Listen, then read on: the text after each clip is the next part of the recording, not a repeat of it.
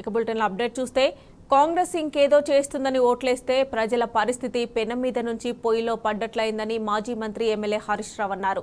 రేవంత్ పాలనలో అయితే తిట్లు లేదంటే దేవుల మీద ఓట్లు కనిపిస్తున్నాయని ఎద్దేవా చేశారు. ఆగస్టు 15 వరకు 6 గ్యారంటీలు 2 లక్షల రుణమాఫీ చేయడం నిజమే అయితే సీఎం రేవంత్ రెడ్డి శుక్రవారం రాజీనామా లేఖతో హైదరాబాద్ అమరవీరుల స్తూపం దగ్గరికి రావాలని హరీష్ రావు సవాల్ విసిరారు.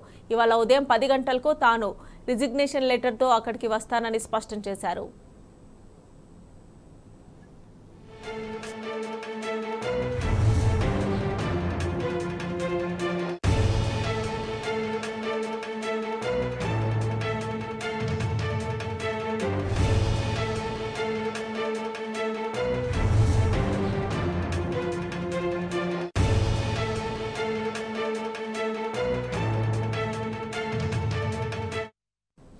ఇక హరీష్ రావు సవాల్ నేపథ్యంలో సిద్దిపేట నుంచి బీఆర్ఎస్ నేతలు కార్యకర్తలు అభిమానులు పెద్ద ఎత్తున గన్ పార్క్ బయలుదేరారు.